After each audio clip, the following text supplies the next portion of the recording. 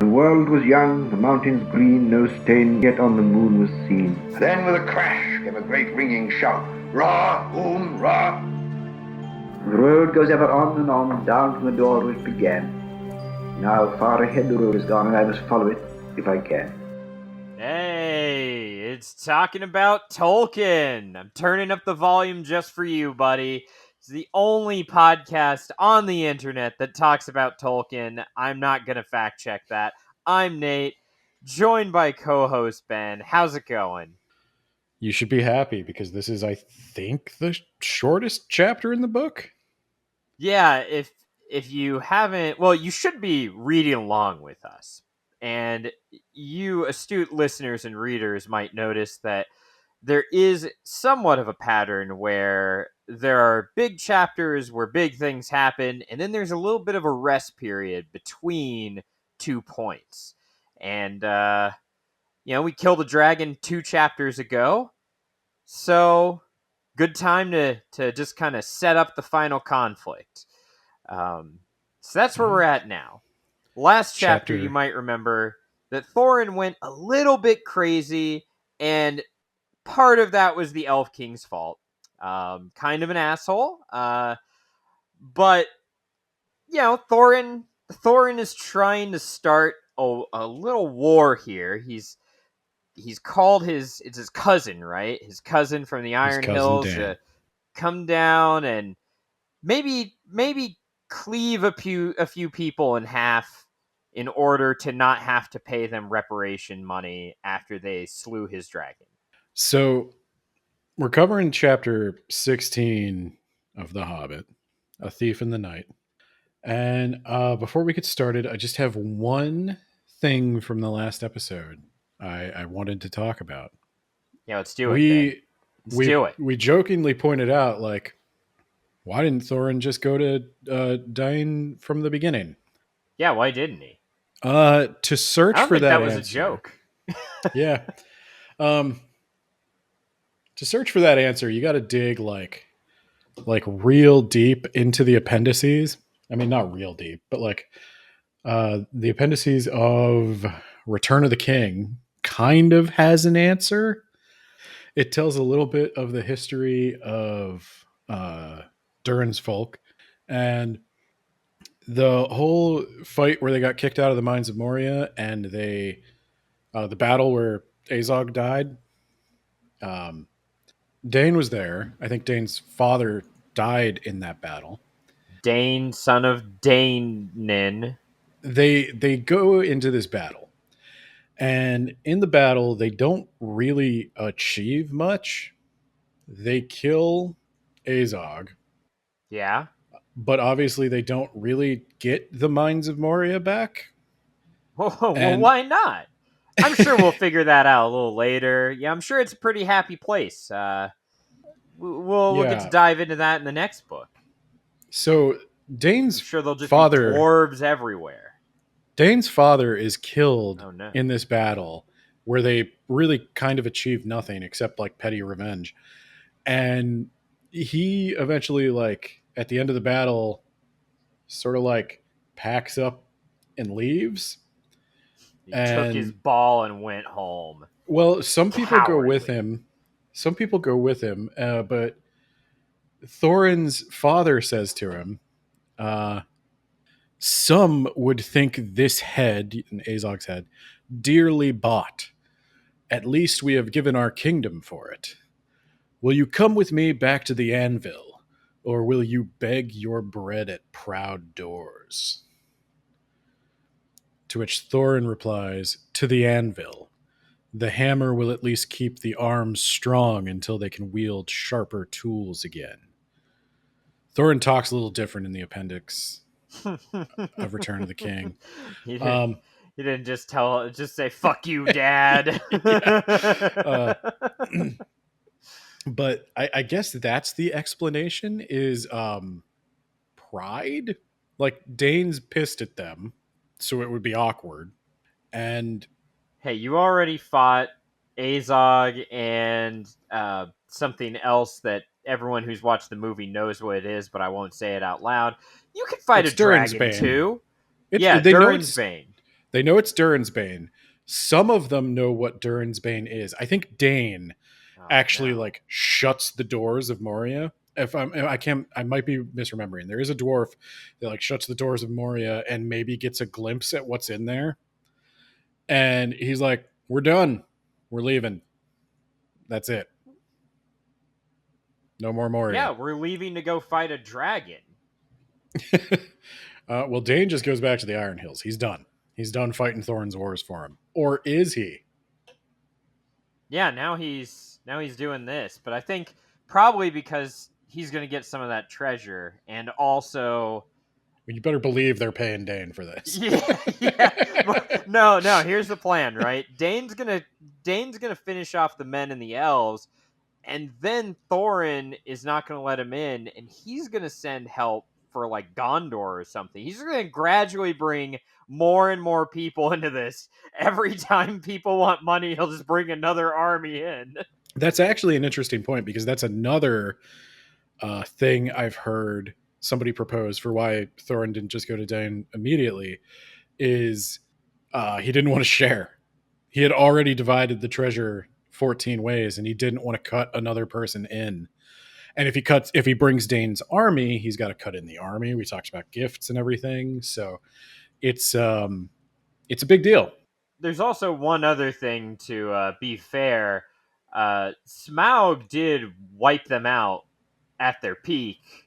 I don't know if Dane's army was going to really make the difference when their plan was, let's show up in Smaug's domain and something, something, something profit. It's literally the meme. Well, I need to look more into this, and this is something we'll talk about maybe towards the end of the book, though we're getting close. These later chapters, everything after meeting Smaug, I think were subjected to maybe a little bit of rewrite. I know there is a version of the chapter where Bilbo kills the dragon. Oh my god.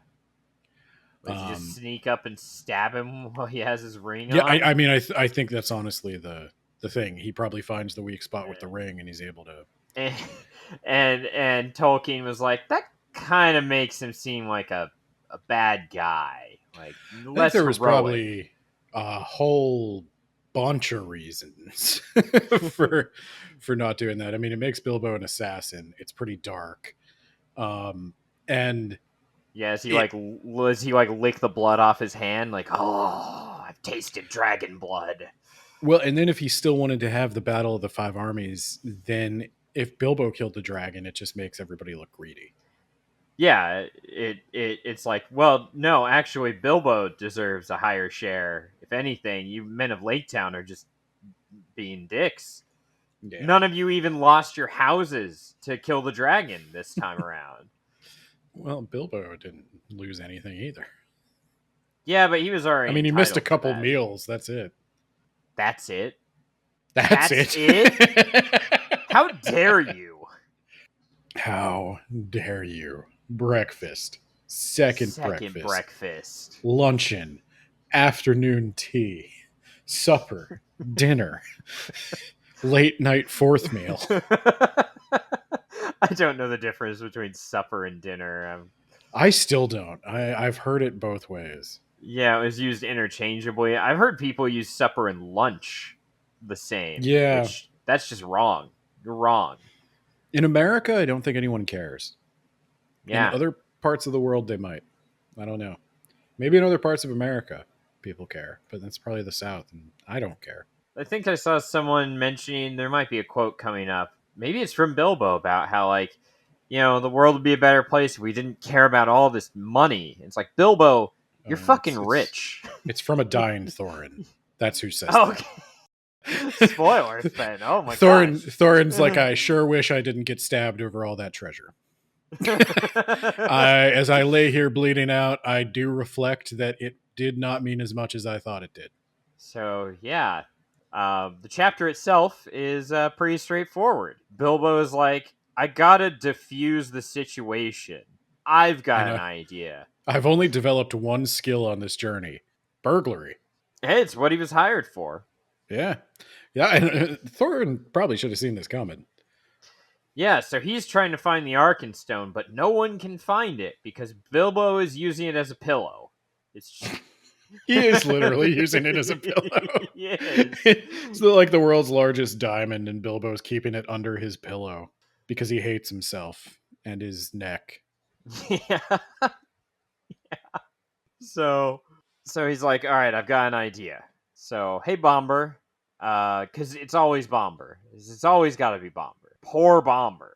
Bomber went from being a character who the only thing I knew about him was he was fat to, on this reread, legit like my favorite dwarf. It's not just for the memes. Crapped on. It's not just for the memes. Bomber does a lot that I did not remember. I stand by my Bomber. So, la Bomber. Go ahead, try it with rhythm. It might make more sense. Absolutely not. So, Bilbo's like, hey, buddy, I'll take this night watch. I'm awake anyway. You can go sleep. I'll wake you up before it's done so you can wake up the next dwarf and we can just pretend like you were here the entire time. It's like, oh, it's really nice of you, Bilbo. Nah, don't worry about it, man. I can't sleep anyway. Every time I close my eyes, I just think about strangling Thorin. He actually is dreaming about all the great things that he experienced in Mirkwood. Yeah, he's literally dreaming about being like half dead. God, that was nice. God, remember that time I was like almost in a coma? If I could just recapture that in a coma state, it'd be so much better than being here with all you. You're my only friend, Bilbo. You're the only person who's ever shown me any kindness. It's just like, it's like junior high all over again with these guys. I'm the only one who's going to show you any kindness. And when I write my memoirs, I'm going to mention just how unbelievably fat you are. Just that will be the only thing I identify you by. Just how unfit you are. Disgusting. I'm going to keep mentioning how I lost a lot of weight on this journey, but somehow you didn't. Again, I think it's a hit piece. Bomber lost a ton of weight. He's like super fit now, and Bilbo's like, nah, I'm the one writing the memoirs. You're fat still. Sorry. In fact, I'm going to say you somehow gained weight on this journey. How's that feel? You're never even going to get to read this because you're going to be in Erebor and I'll be in the Shire. Crapping on your name. I gotta look it up. There is quite a history of shaming? Bomber? There and Back Again. The red, There and Back Again, and the books that become Lord of the Rings. They do get copied. I know there's a copy in Gondor. There might be a copy in Erebor as well. Oh man, Bomber is going to be real upset. He's going to be like, "Oh, how was I portrayed? Can I see?" In the Lord of the Rings, isn't Bomber one of the dwarves that shows up to escort Bilbo to Rivendell? I have no idea. It's not in the movies. So no, he made that journey himself in the movies. He didn't need dwarves, Ben. Anyway, this Bilbo... The last time he went that way, he almost got eaten by a troll, so maybe you should bring a few dwarves. Yeah, but now he's a professional burglar, Ben. He survived a war, Ben. Or a battle, I guess. But that comes later. First, Bilbo, he's gonna use his ring, sneak behind enemy lines with the Arkenstone, magically appear, and he is going to get an audience with Bard and the Elven King, whose name is not mentioned in this book still. So I'm just going to keep calling him that. And there's a scene with Bilbo that I loved where, this whole time Bilbo's been this awkward guy, too afraid to say no to people showing up uninvited at his house and demanding he cook for them. Now Bilbo walks into this camp, takes off his ring, and there's this elf guard that's like, whoa, who are you? Sticks his spear in his face. Bilbo just like takes one finger, moves the spear out of his face, and he's like, I am your last goddamn hope. And if you want to survive the next week, you are going to get me a cheeseburger and an audience with your king. In that order. So yeah, he gets his cheeseburger and his audience with the kings, and he's like, "Hey, Thorin, he values the Arkenstone above all else. He would pay a river of gold, a literal river of gold, to get the Arkenstone." And they're like, "Okay, thanks for the info, I guess." He's like, I'm not done. I have the Arkenstone. Here you go, and it's yours. You can use that to barter and negotiate, and you know, we're going to diffuse the situation. It's definitely not going to break out into a battle of perhaps 3 armies, or potentially more. It's not going to be a battle of 3 armies. There you go. Making a bold prediction right now. I have secured peace in our times. I am Neville Chamberlain. Anyway, I got to I get thought we back were still making before Iron Man references. I've gotta get back. So bye. And But on his way back, yeah. Oh, you're getting there's to it. Okay. there's a cloaked stranger. It's Gandalf, and he's like, "I'm not even gonna mention the fact that I sent you guys down a road that nobody uses anymore that would have absolutely gotten you killed. Instead, good job, Bilbo. I'm glad I brought you along on this journey. A solid pick on my part. He really You're does the pat star himself on the player. back. I'm the coach Yeah. and the GM. You know? Yeah. Yeah, I mean, really, football is a battle between coaches. It's like a chess match between coaches. It's not the individual players. Certainly, the linemen don't have much to do with it. Yeah. But Bilbo, you're like a wide receiver. You're not quite the quarterback yet, but you're up there. You're up there, man. You're a skill position. You're definitely a skill position. And so that is how the chapter ends. Well, Bilbo sneaks back up. Yeah, he So sneaks back up. I was going to be. Bomber. I forgot exactly how that went. And for a second, I was like, "Is Bilbo just going to stay in the camp and let Bomber take them?" Because we would have gotten that fight between Thorin and Bomber if Thorin found out that Bomber let the Arkenstone go. But no, honestly, this scene in the movie, this whole chapter, is actually handled pretty well. This is one of the few criticisms that I have about the movie. I actually think Martin Freeman isn't like being a weirdo at this point. And the guy who plays Bard and the guy who plays Thranduil is actually amazing. He is like sorry, I don't know who that is. The Elf King. Elfin King? Yeah, okay. Yes, Elfin King is his name. The guy who plays Elfin King is hilarious. He is incredibly flamboyant, very over the top. So you Just don't want to up. see him leave empty-handed for being a freeloader. No, he's actually a much bigger jerk in the movie. But okay. I don't know. I like him. All right. I like him. He's just ridiculous. You would like him. The guy who plays Bard is actually very sympathetic. One of the better things the movie does is Bard. You really root for Bard in the movies. But yeah, the two kings, they're basically like, why would you do this for us? And in the movie, guy who plays Bilbo gives a great speech. He looks very tired. He's like, I'm done. I'm done, man. like I don't want to be in a cave with a bunch of gold that I can't eat while I slowly wait for death. Already rich, guys. Have you seen he's literally back in Hobbiton? He kind of gives that speech in the book too. He's like, I am actually already rich. I don't need to be here. I don't need any of this. I was doing it for fun, and now it's about to be just a genocide out here. And I don't want this anymore. Take your stone, give it to the dwarf for a pile of gold.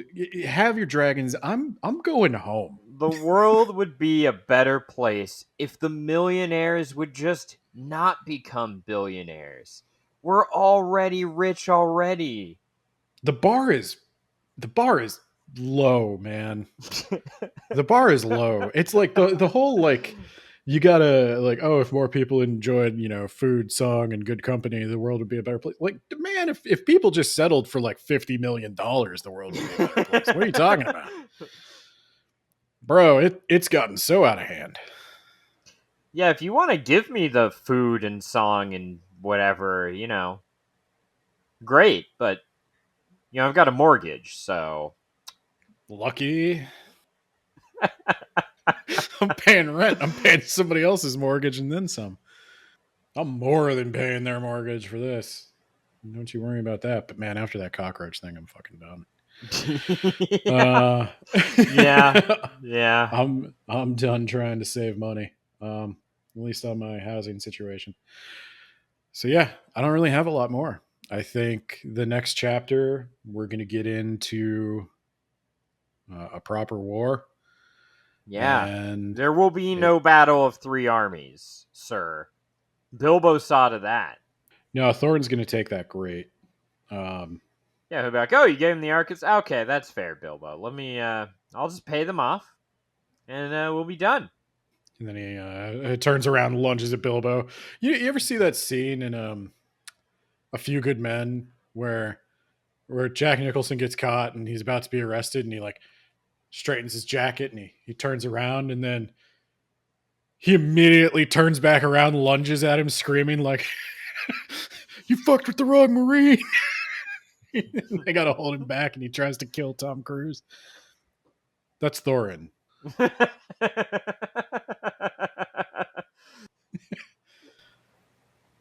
All right. Yeah. All right. Shorty but a goodie.